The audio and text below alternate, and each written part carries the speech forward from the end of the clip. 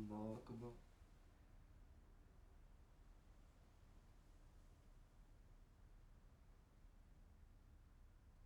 الصلاة الله أكبر الله أكبر.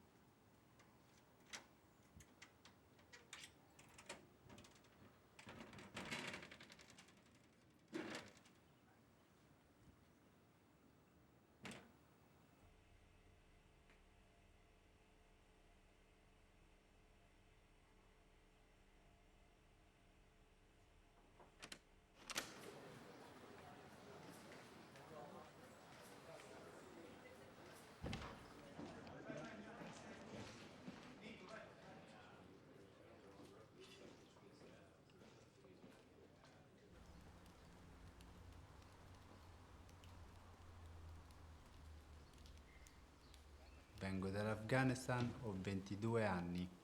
Poi ci ho avuto dei problemi al paese mio che c'è stata sempre la guerra. Stavamo all'ora del pranzo, sono entrati gli americani a casa mia e le stavano a cercare le valigie, questi qua. Io ero piccolo e dicevo sempre di no, no, no, però strillavo. Quando ho cominciato ancora più forte a strillare, e questi l'hanno uccisa a mia madre. L'hanno proprio sparato in testa. Cioè io ero piccolo davanti a me. Per stare zitto, perché io non stavo sempre a strillare. Quindi quando mi hanno ucciso a mia madre e poi io ancora ho cominciato ancora più a strillare, hanno ucciso a mio padre. E da lì io sono scappato dalla casa cioè avevo paura che mi sparano anche a me.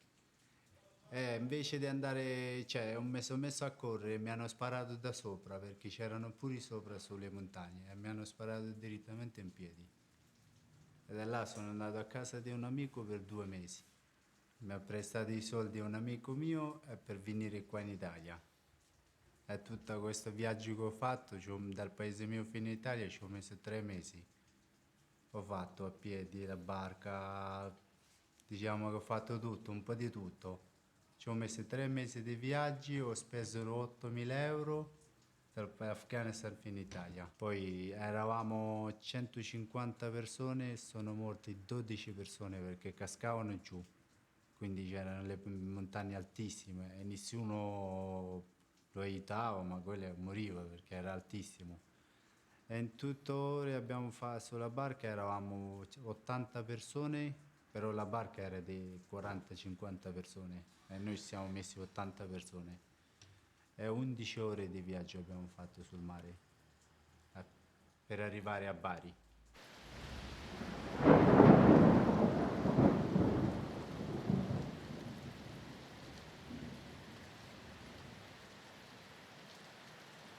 Parce que moi, j'ai étudié en Guinée. Lorsque mon papa est décédé, j'ai abandonné à l'école à cause du financement. Parce qu'en Guinée, chez moi, on paye, sur l'école, on paye là-bas. C'est un peu aussi cher pour nous si tu ne travailles pas. Donc c'est mon papa qui me soutenait tout ça. Depuis qu'il est décédé, ma maman est retournée au village. Lorsque ma maman est retournée au village, il n'y avait personne qui va me soutenir pour étudier. Donc j'ai abandonné l'école. Parce que la Guinée county wonno toon famille on fayda fof ko luttiri famille o jaajira wan on biro am feƴƴini père am feƴƴini fof muɗum ɗo ko destination janngugol. On a bougé le 27 mars en Guinée pour venir, pour arriver au Mali. Donc on a fait plus de 2 mois, quelques jours de la Guinée arrivé à Tripoli, le capitale libyen. ɗum ɗon feƴƴugol ngol kam no satti vrai ɗum ɗon min heɓuno souffrance moƴƴa noon vrai.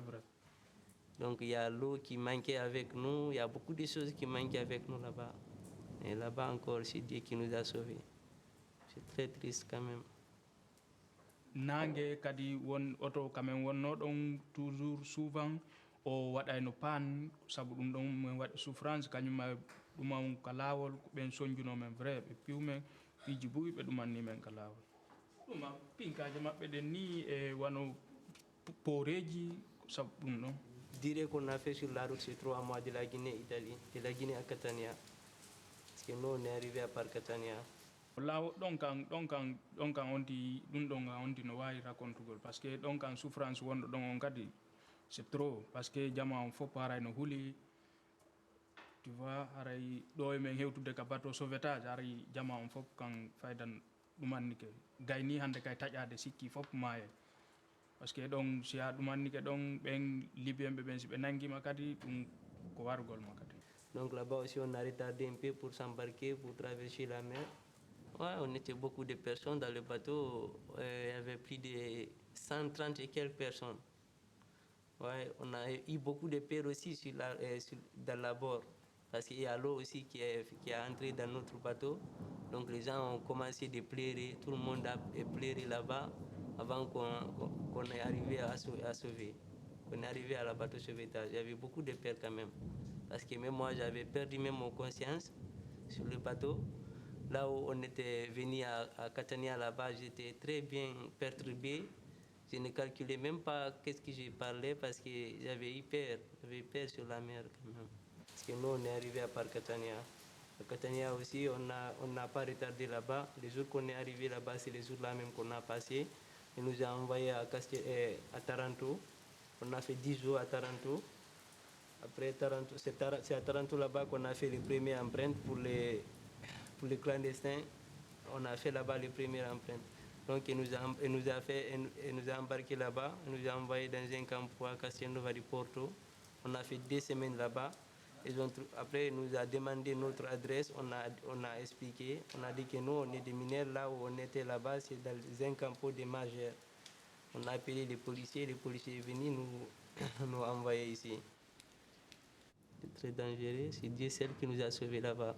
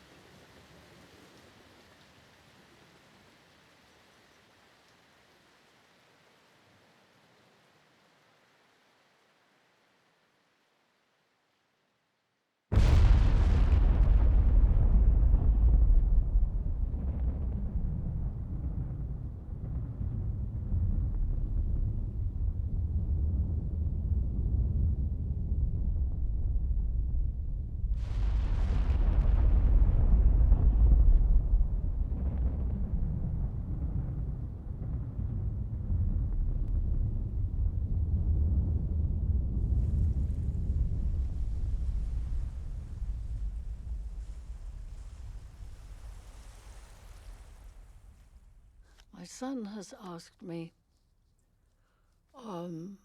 about references I made on film to the legislation and the declarations on human rights that followed the defeat of fascism in 1945-46 in World War II.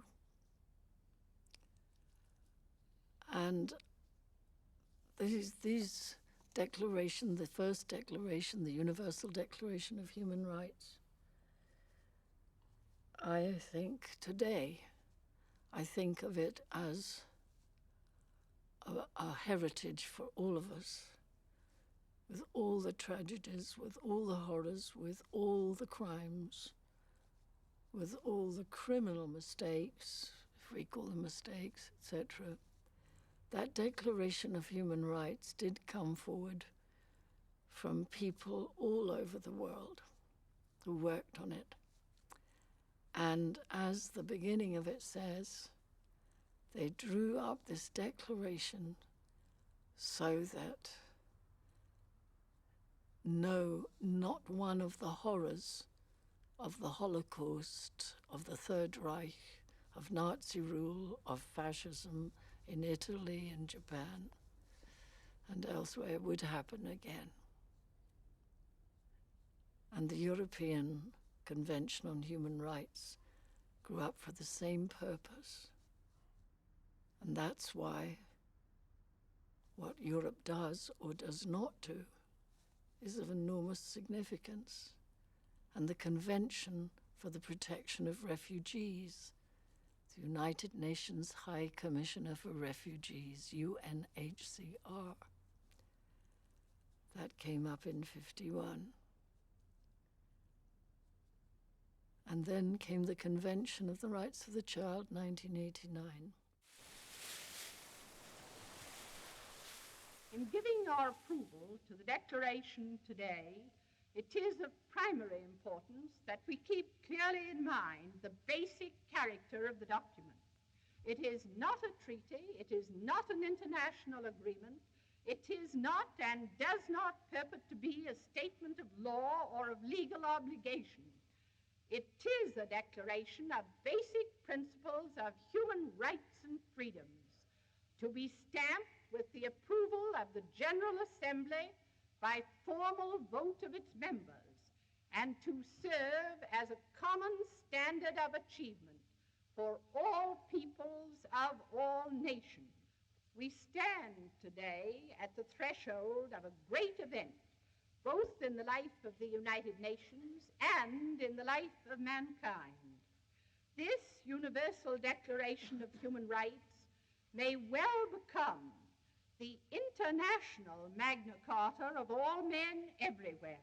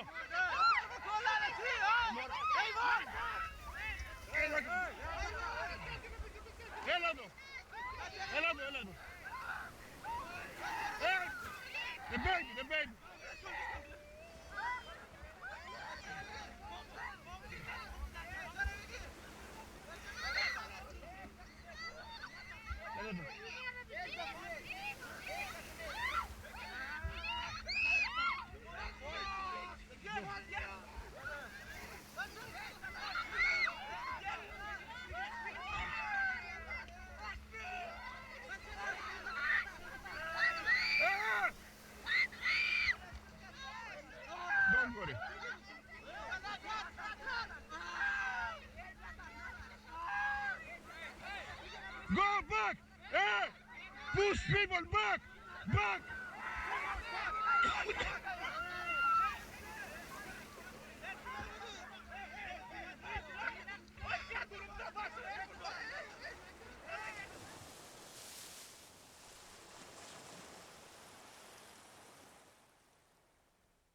What happened was that Save the Children, in fact, had done some work on unaccompanied child refugees in Europe. And they originally thought there were about 26,000. They then looked again, and it appears about 95,000 unaccompanied child refugees in various parts of Europe. They're mainly in Greece and in Italy, and some, of course, in Calais and Dunkirk. And Médecins Save the Children said, well, look, something has to be done, and Britain should take its share. And the original belief was 3,000 would be our fair share. Of course, it's far too low, but on the basis of that, I put an amendment down in the Lords, and it got through easily. It then went to the Commons, where there were many, we'd hoped there would be Conservative MPs who would support the amendment, and some said they would, and then some didn't. And anyway, in the end, the government scraped through with a small majority. So it came back to the Lords, and I thought, well, we can't give in now. We've got to do it again. But I was much helped by public opinion, because although the media have been saying awful things about refugees, public opinion seemed to respond to the idea that Britain had a responsibility, that we should take unaccompanied child refugees, and that public opinion must have influenced Conservative MPs, and they voted accordingly, or they threatened to vote accordingly, and the government then conceded.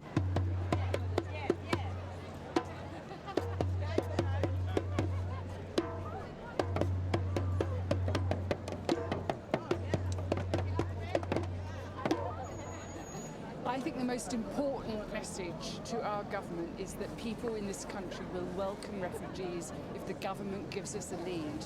And people really do know that we are in the worst refugee crisis since the end of the Second World War. And to say that we can only take 20,000 Syrian refugees over 5 years is simply not enough, and people are not arriving fast enough. The real burden of what is happening at the moment is falling on developing countries. 86% of the world's refugees are in developing countries. In the UK, we provide support to less than 1%. It's not good enough, and that's what we're saying today with the march here in London and with events in other parts of the country. It's a global catastrophe, and it's not just in Syria, it's happening all over the world. And I just think the rhetoric it's kind of moving away from humanity. So I'm here because I think I want to be surrounded by people who feel the same, and kind of bring back that idea that we are one human race. And also not forget, there but for the grace of God go I, you know, it could be us tomorrow, and I would hope that people across the world would want to help us if we were in a similar situation. How old are you? 12. Why have you come here today during the march? Well, I want to be part of the march because I want to persuade people to try and help us to welcome refugees and to try and help our, refugees. Have you any question you'd like to ask me? Well, yes, because since adults are helping, the refugees in Calais and other countries, I think maybe children should start helping too. You know, like you got adults helping children and children helping children. Would you like to help the children refugees? I would. What could you do you think? Well, at my school in Isleworth, I could ask the head teacher to maybe try and bring some refugees to our school to have a nice day, to be free and to play.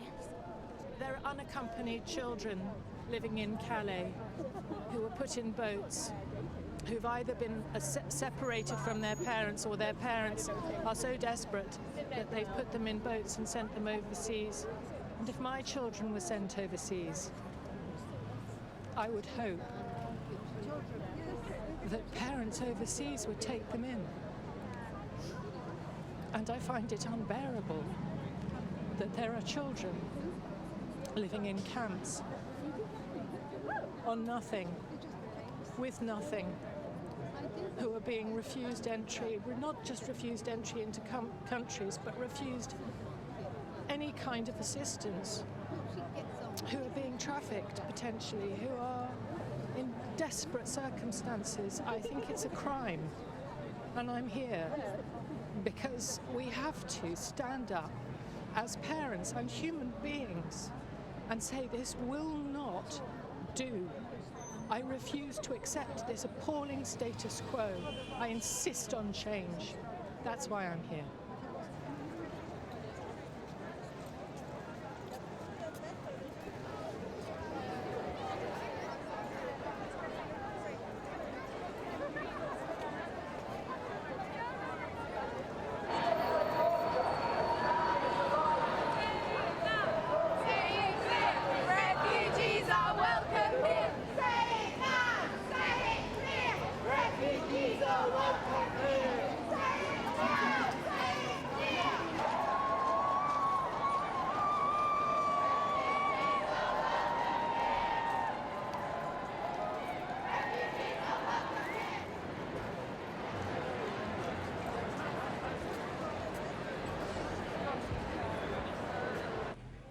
There are 65 million displaced people in the world at the moment. Half of them are children. Interpol have come up with a figure of 10,000 children who have gone missing off the radar across the refugee community in Europe. Closer to home, there are just under 1,000 unaccompanied refugee children in the Calais camp. Just under 1,000. And 2 weeks ago, we went to the Home Office on the anniversary of Aylan Kurdi's death and handed in to Amber Rudd, the new Home Secretary, a list of names. 387 children's names, all of whom are waiting in Calais and who have full legal entitlement to be in the UK. They break down into two categories. 178 of those children are entitled under the Dublin Treaty to be reunited with families in this country. They have brothers, uncles, grandmothers, aunts, siblings in this country waiting for them. And under that Dublin Treaty, which is an EU law, they are legally entitled to be here, but they are still stuck. 50 of them have come, but not because of a government's action. They've come through the extraordinary Citizens UK's Safe Passage Scheme, one of the organisations I've been working with, who have, on their own, with their own resources, have brought 50 of those children over who have now been reunited with their families. But there are 178 more, and most of those children have their documents ready. It is simply a question of political will.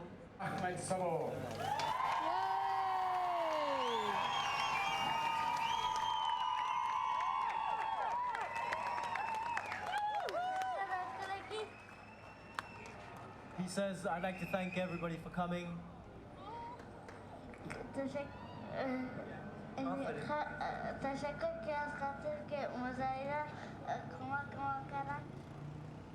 Thank you for everyone trying to make a difference.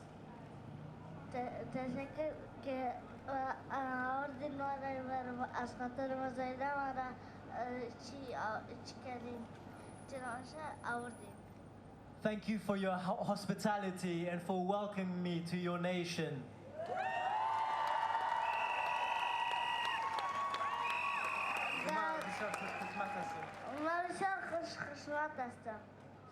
He says I'm very lucky.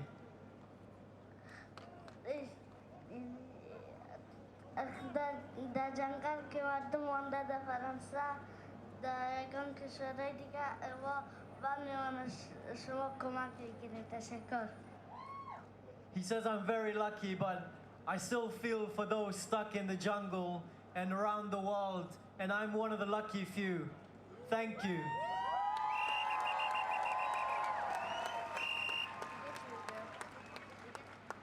He says thank you very much for everyone coming here. Thank you.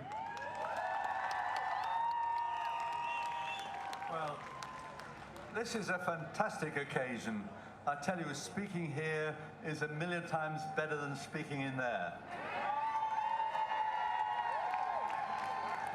But can I pay a tribute to all of you?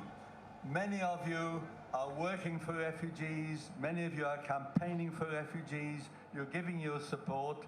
When I went to Calais on one or two occasions, I was humbled by the wonderful NGO people who were there supporting refugees. I think that's terrific. Now, what is going to make the government move?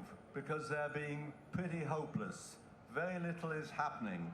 And the big threat is they're going to bulldoze the camp in Calais without there being sensible, alternative, humane arrangements to help people to claim their asylum, and hopefully quite a few of them, particularly the children, to come to this country. I hate the level of hysteria and hostility towards anybody who's an immigrant or a refugee. It's got to the point when refugee is a term of abuse, and I find that shocking. I find it as a shocking comment on where we've got to, and it makes me feel sad and makes me feel depressed. But above all, I feel we have to do something. We can't sit in the comfort of our homes, seeing these awful things happening on television.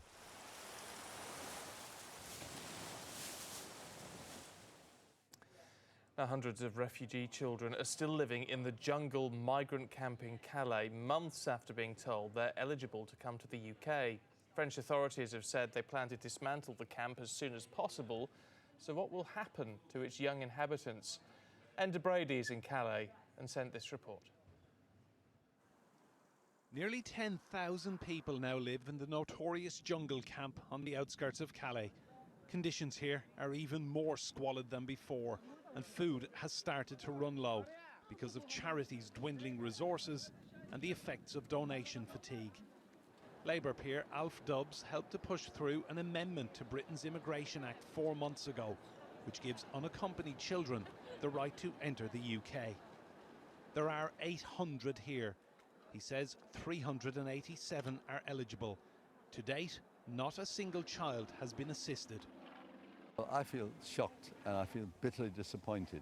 I mean, this is a terrible situation for people, for adults and particularly for children, for young people. And there are plenty of them walking about, one can see them here. I think it's deeply shocking and I don't know how we can carry on not doing something. Lord Dubs visited the camp with the actress and political activist Vanessa Redgrave, who was horrified by what she saw. In fact, I feel like I'm back in Richard III, to be honest, which is a production I've just been in. I think I'm back in Shakespeare's day when he's writing about some really appalling historical figures. And I just seem to see these historical figures re-emerging today. But come back to the positive. I've also met here in this camp wonderful people, wonderful volunteers.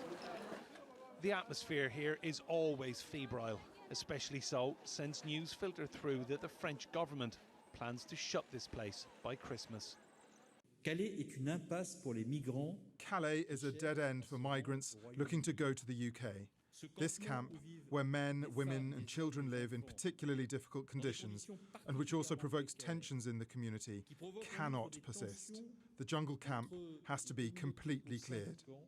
The southern part of this camp was demolished in February and March, but numbers have risen significantly since then, including an influx of young girls. There are more and more unaccompanied young children coming to the jungle. Speak to aid workers and they tell you they need to be taken out of here as quickly as possible because quite simply, the longer they spend here, the more risk they face from criminal gangs and people traffickers. Around 70 new people turn up in the jungle every day and supplies are regularly running low. If the French authorities are to be believed, so too is time.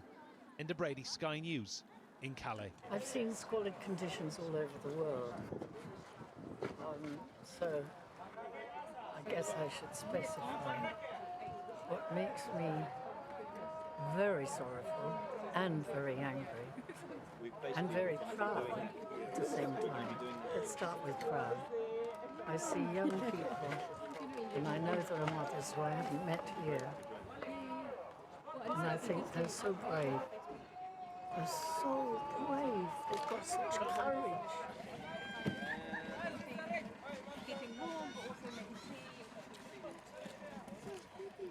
I cannot emphasise how important the work these guys do here is, particularly thinking about your amendment, Alf.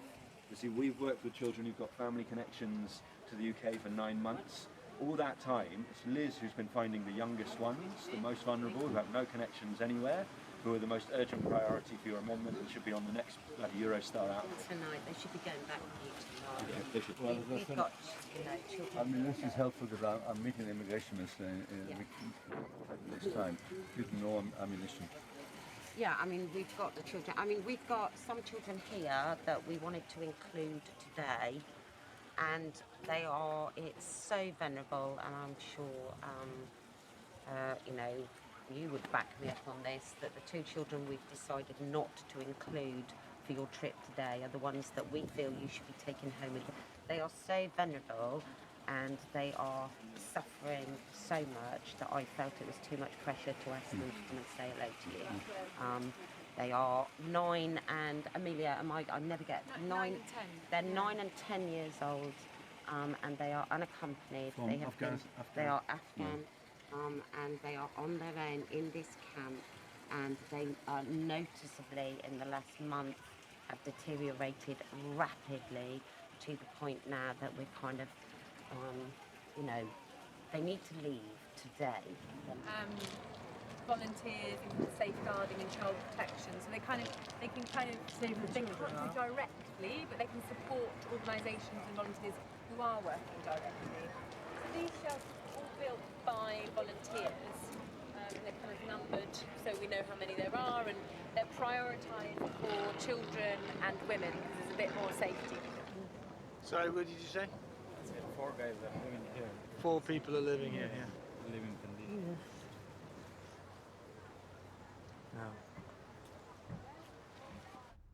And if I could add one other thing, for some reason the French authorities moved part of the jungle across just half a mile away, but they used water cannon and tear gas to do it. And I said, but that is so appalling, how can they do that? And they said, well, the National Front are very strong in that area, in Calais, and the French government and the Mayor of Calais have to show how tough they are with these people. Well, my feeling is if you concede to the fascists will always win. You've got to stand up against them.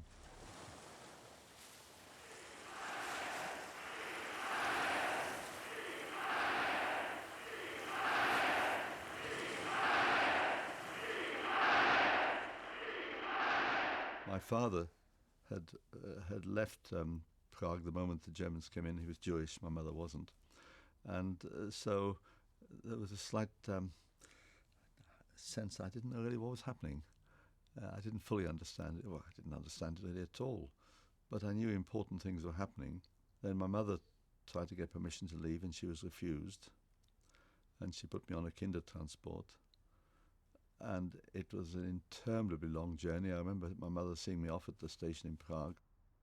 And lots of anxious parents. German soldiers with swastikas in the background. I can still see all that. And then the train took a long, long time. We got to the Dutch border, and the older ones cheered. I was 6, I was one of the youngest. The older ones cheered because they felt they'd left Nazi Germany, Nazi power, and I didn't understand that. I knew something significant had happened, but it took me some years before I fully understood that. And then off to the Hook of Holland, then Harwich, and then Liverpool Street. Because my father had escaped, he'd left the day the Germans came in, he'd said to his cousins, if the Nazis come to Prague, I'm out. And they said they'll take their chance. And in 1942, they were taken to Auschwitz. But no, my father met me, so I was luckier. We were allocated at Liverpool Street either to parents or family members or to foster parents. So he took me with him. So he had a bed sitter in Belsize Park. That's where they all were, Swiss Cottage, Belsize Park. And he put me in a little school to teach me English, which I didn't speak. And then he was anxiously wondering about my mother. And she was refused permission to leave, but somehow, and I don't know how she did it, she said that she went to Gestapo headquarters and they threw her down the stairs and refused her, and she landed in a heap at the bottom. And before she counted how many bones were broken, if any, she was conscious her passport had been thrown down after her, which gave her a glimmer of hope, because without a passport, no chance of escaping at all. And somehow or other, I don't know how she did it, she managed to get out, luckily, and she got to London, or to Britain, the day before the war started. She got on the 31st of August, and you remember Germany attacked Poland on the 1st of September. So I was very lucky. Now, and then, not too long afterwards, my father had a heart attack and died, so just my mum and me. It was the summer, I remember that. I was in the garden, it was a hot day. I was allowed to be in my knickers only, playing with my doll. And suddenly I heard this horrendous sound fill the sky. It was, of course, an air raid warning, a warning that bombs would be falling on the City of London.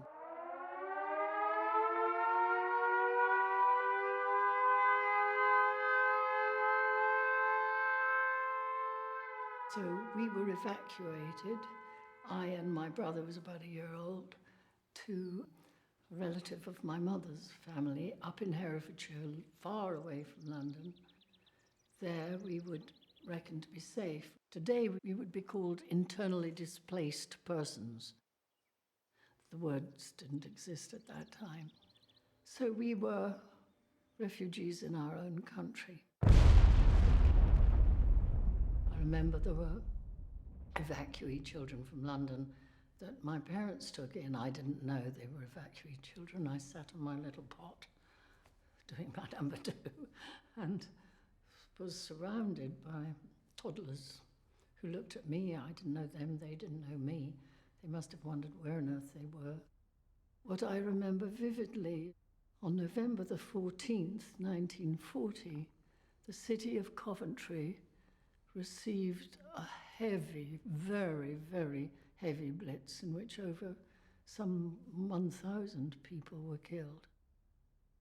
And I remember that the people in the house, there were other people taking refuge in the house of my old cousin, and we were taken to the top floor of the house.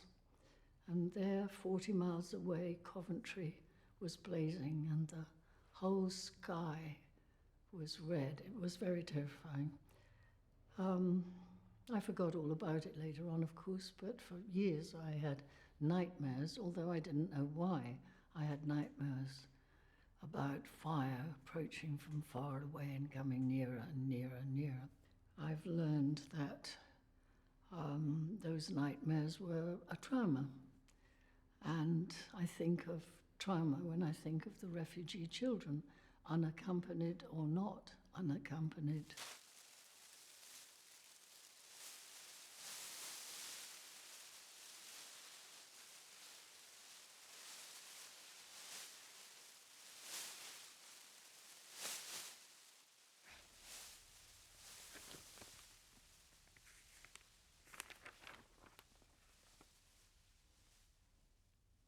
Mr. Eden and talks with Germany.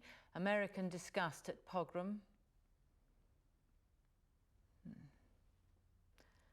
Transfer of native populations.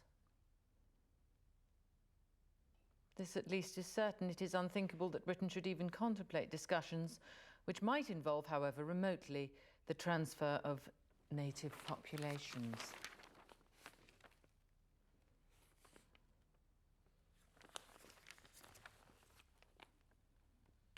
Wealth of Jews in Germany. Persecution of Jews. Latest restrictions on Jews. Mass immigration to Palestine.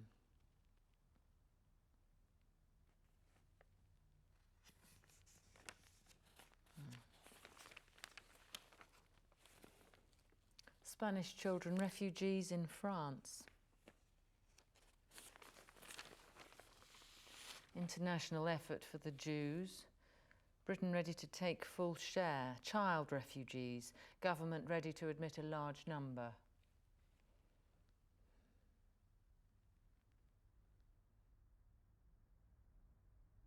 Everyone is shocked by the sufferings of the Jews in Central Europe, and everyone is hoping that much will result from the conversations of the democratic powers in this regard. Much disquiet is, however, occasioned by the results of efforts which one has occasion to make personally to assist particular cases when our own government has to be approached. A young Jewish lady, a university graduate of Vienna, was compelled to flee from that city when Austria was annexed. She took refuge in Rome, where foreign Jews were not then persecuted, because Italy was the only place to which for a long time it had been possible to remove German money, and naturally she was obliged to take with her means of subsistence. She has now been ordered by the Italian authorities to leave Italy, but no country is willing to receive her. As she is known to me, I offered her shelter and pledged myself to the Home Office to maintain her so long as might be necessary. The Home Office has refused to allow me to receive her as my guest on the grounds that arrangements for her future are not definite and that Italy and Germany would probably refuse to receive her back. I repeat, I pledged myself to maintain her as long as necessary. Another young Jewish lady who is in this country is a talented musician and is desirous of continuing her musical studies here. She has pledged herself not to accept paid or unpaid employment in this country in order that she may not displace a British subject. She has money coming through to maintain her from relatives in China, but apart from that, a lady who is the wife of a Chancery barrister has pledged herself to maintain her should it be necessary. Yet she has been given notice to leave the country at an early date. When in cases such as these, so obviously tragic, given the youth and refinement of these two girls, and so easily dealt with because persons are forthcoming to provide for them, permission to reside here is refused, what confidence can be placed in the suggestion that large-scale help will be given to the suffering people who are being driven out of Central Europe? May we not plead for somewhat more humanity in dealing with these cases? Yours, etc., Sylvia Pankhurst, Essex, November 17th, 1938. Gosh. Well, well. Well, there were voices speaking out then, weren't there?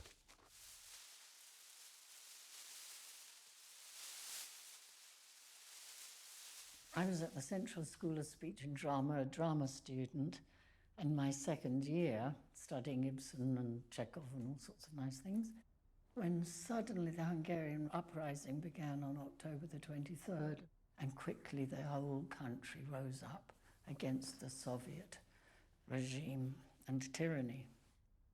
I was reading the papers, and Soviet tanks entered Hungary and then retreated, and then came pouring back, and the revolution took place. Eventually it was counted, it was said to be 200,000 refugees from Hungary poured into Austria, and about 20,000 of them into Yugoslavia, the neighbouring country.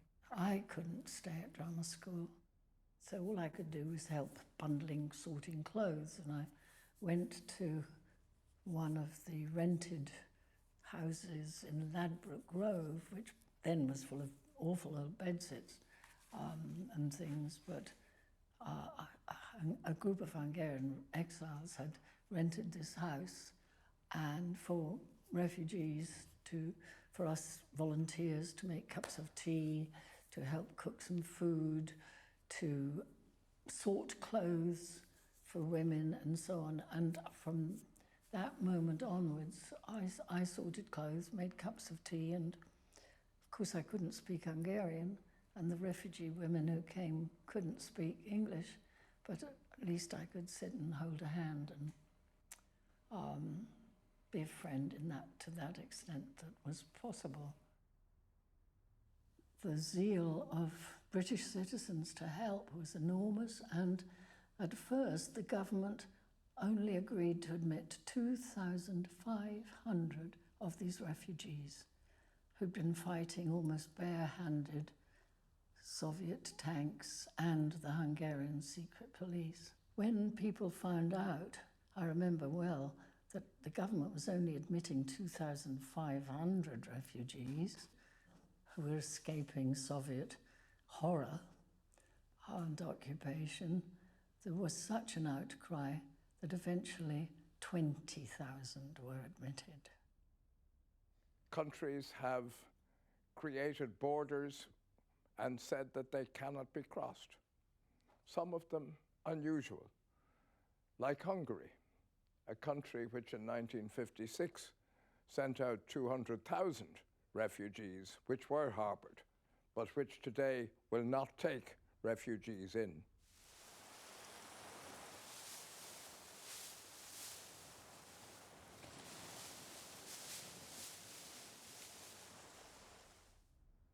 I've always thought it was very brave that you would leave your homeland or your home for whatever reason, or brave or desperate, and to travel right across Europe or right across to another country where you didn't necessarily speak the language. And I just thought nobody's actually standing up and saying that, and saying these people have done an incredibly brave thing. As a genuine refugee, to get to the UK has to be able to jump on the bottom of a lorry, or go as the person staying with us had to jump in between the trains, or has to do a sort of death-defying act to actually get here. And that I just felt it was just too much. People say, why are there so many young men? One of the big reasons is because all the armies are vying for those young men, and they come and round them up, particularly at exam time. and they just take the whole lot of them. I met some Syrian refugees here, for example, and one of them said it had taken him ages to get here. What about his parents? They were in Damascus, they were both killed. And there's this young man, you know, hoping for a bit of a future. Now, he's lucky he got here, but so many others didn't. I would say this about the jungle.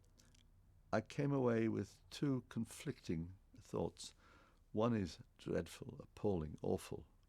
And the other is a triumph of the human spirit. I thought these people had willpower. I thought these people had determination. Their spirits were high. And they hadn't got much going for them in life unless they found some safety somewhere.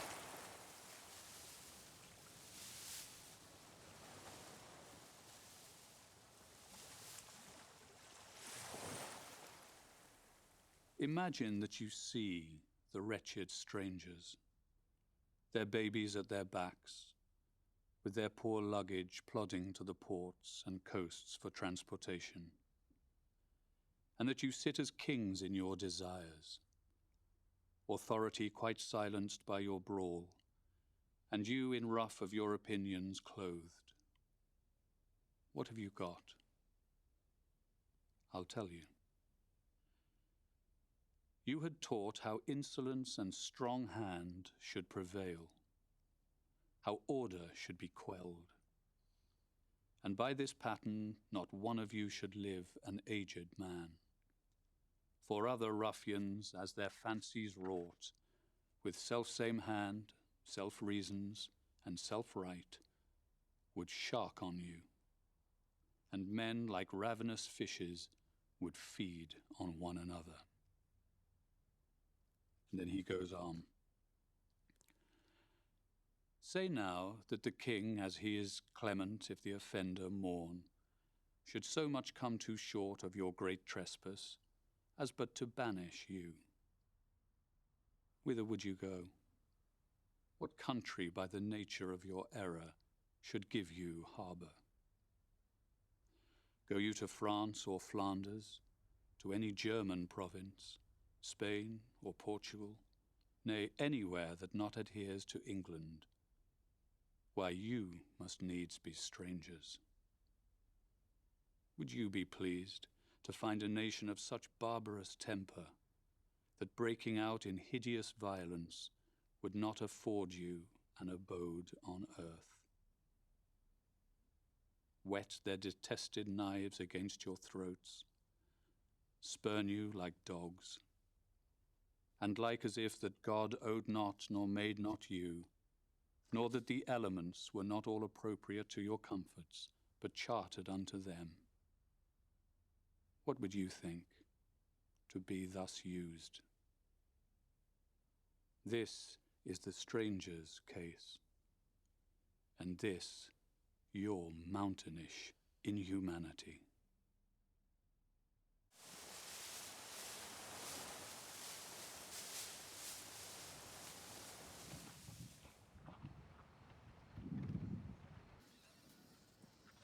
Now we have to tell our governments, you've got to step in here. The Greeks can't solve all the problems in the world and be left to do it on their own. I mean, there are about 10 people dying a day in order, only 2015, 10 people dying a day in order to reach Europe. We had more than 3,700 humans dying just next to the shore of Europe.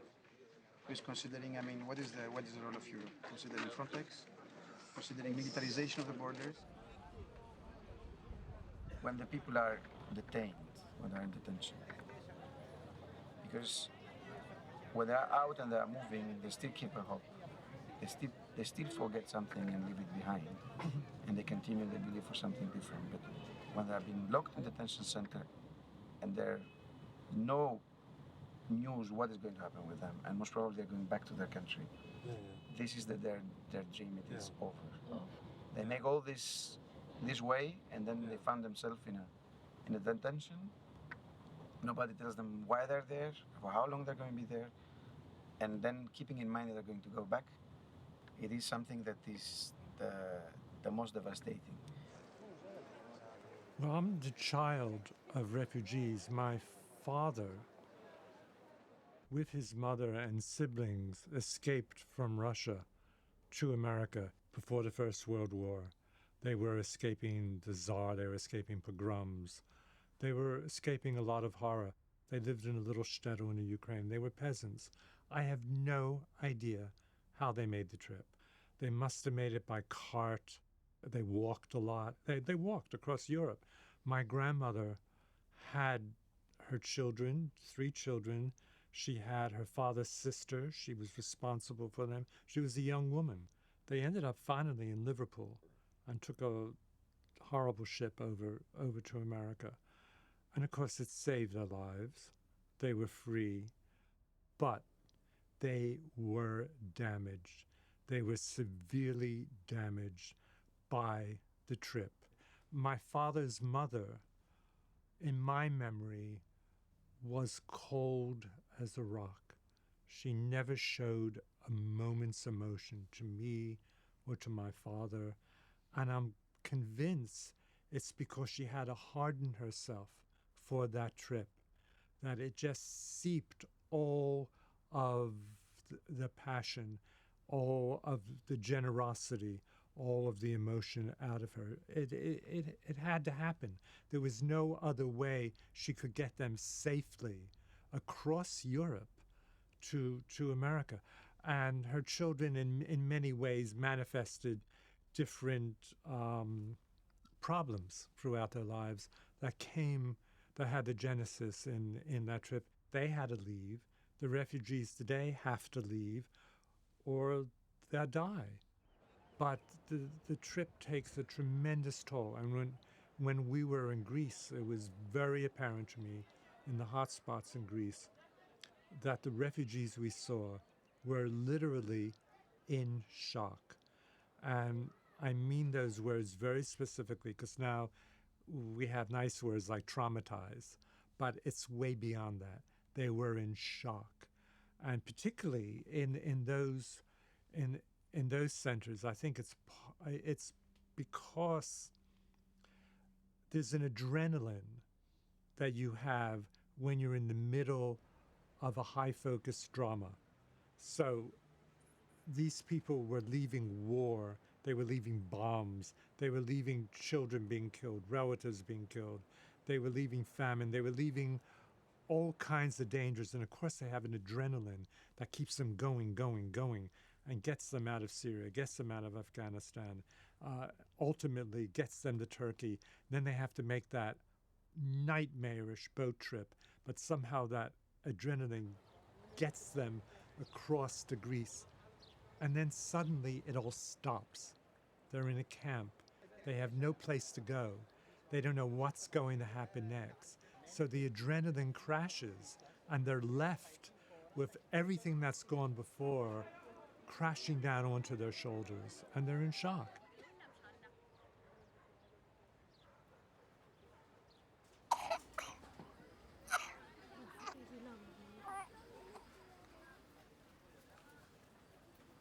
في معه مرض فيروس، في معه التهابات، ما بعرف، حرارة، في معه سالب تراجع.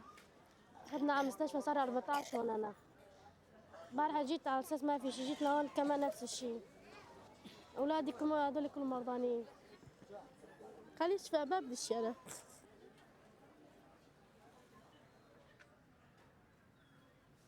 Let this third regular session of the General Assembly approve by an overwhelming majority the Declaration of Human Rights as a standard of conduct for all.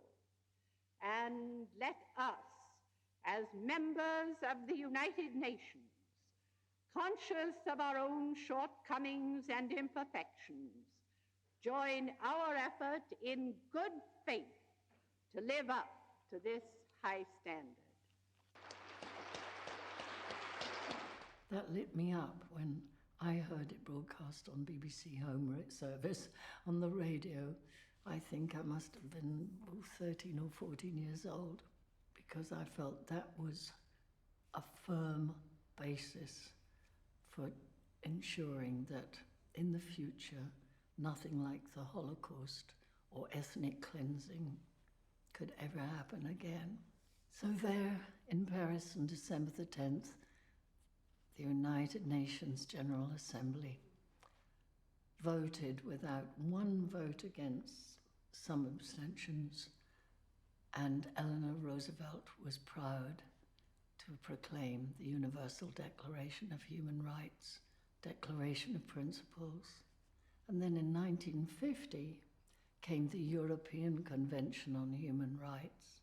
And then in 1951 came the United Nations Convention for the Protection of Refugees, which is the urgent cornerstone of protection for refugees. I want to, however, very much emphasize the year of 1989, because that was the year of the signature and subsequent ratification by every country in the world except 2 of the Convention on the Rights of the Child.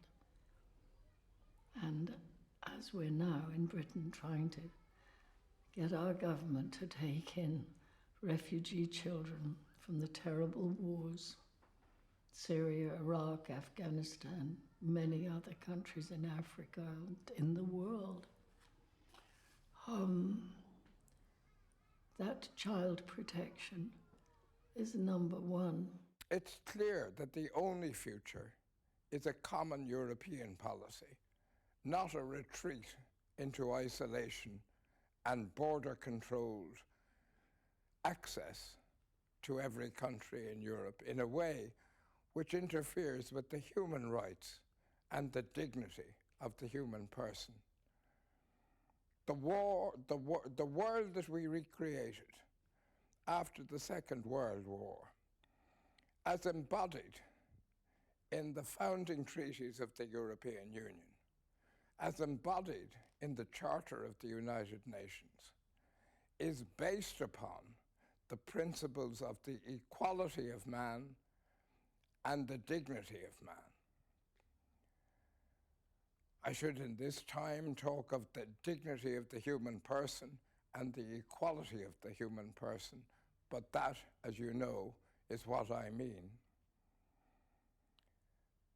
Those principles are challenged.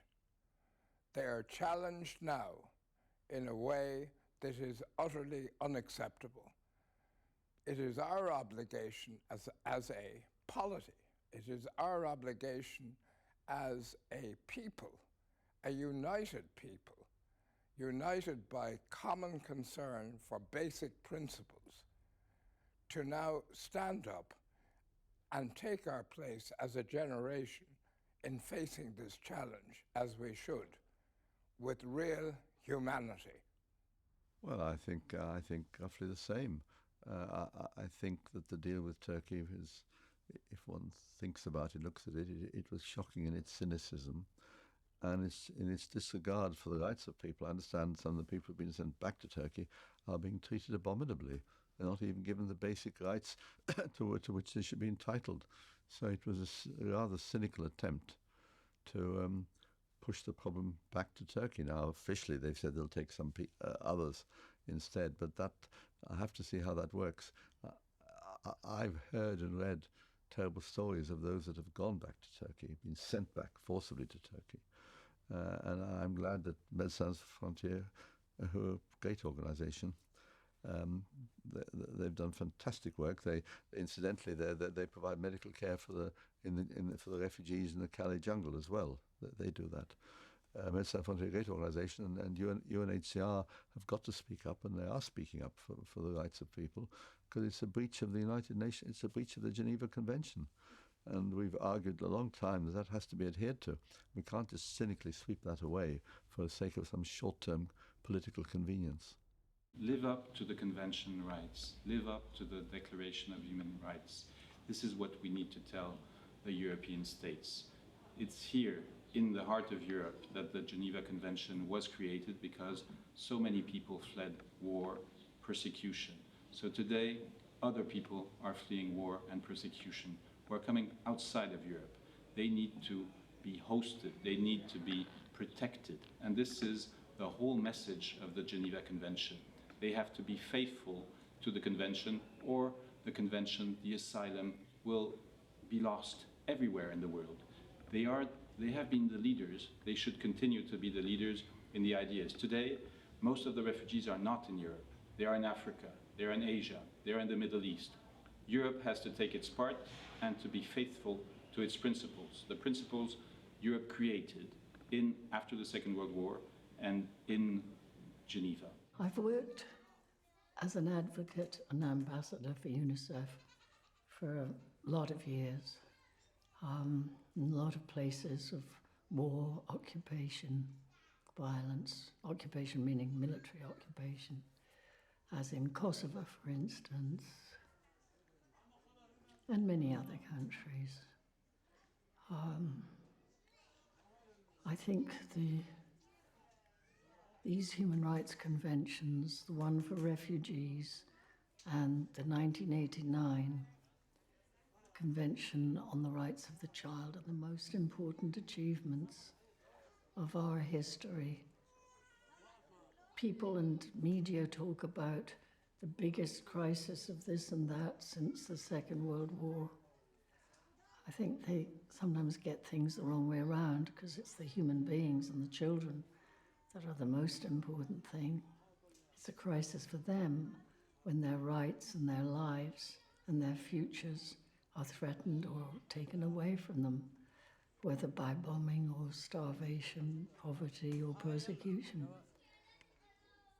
When we were going to make this film, I asked my son to ask my youngest granddaughter, Lily, to do a poster to include in this moment of the film, because every child needs protection. And I'm going to show you what she made.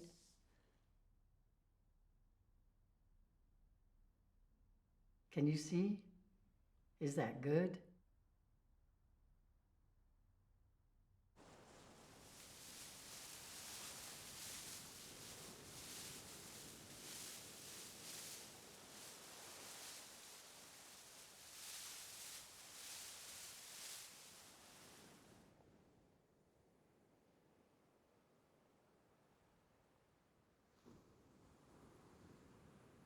The hour's now come.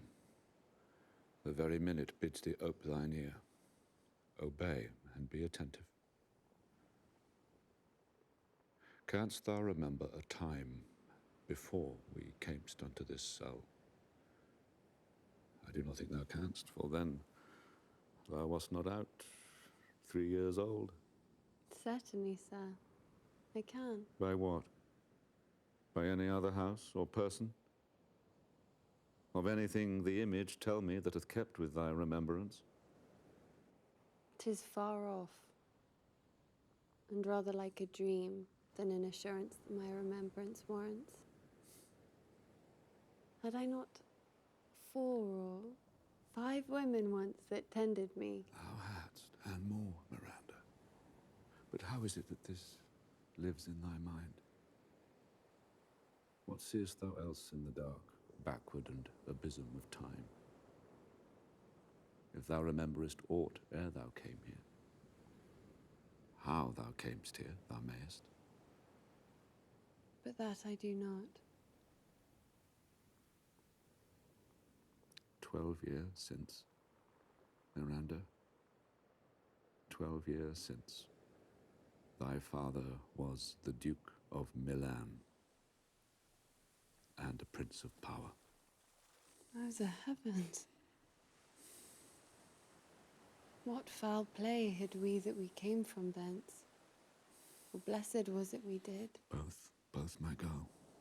By foul play, as thou sayest, were we heaved thence, and blessedly hulk hither. Please you further. My brother and thy uncle, called Antonio, I pray thee mark me, that a brother should be so perfidious. He whom, next thyself, of all the world I loved, and to him put the manage of my state. The government I cast upon my brother and to my state grew stranger, whereon a treacherous army levied one midnight, fated to the purpose, did Antonio open the gates of Milan, and in the dead of darkness the ministers for the purpose hurried thence, me and thy crying self. Alack, for pity. Here a little further, and then I'll bring thee to the present business which now is upon us. Wherefore did they not that hour destroy us? Ah, well demanded, wench. My tale provokes that question. Dear, they durst not. So dear the love my people bore me, nor set a mark so bloody on the business, but with colours fairer painted their foul ends. In few, they hurried us aboard a bark, bore us some leagues to sea, where they prepared a rotten carcass of a boat, not rigged, nor tackle, sail, nor masts, the very rats instinctively had quitted. There they hoist us, to cry to the seas that roared to us, to sigh to the winds whose pity, sighing back again, did us but loving wrong. How came we ashore? By providence divine. Sit still and hear the last of our sea sorrow.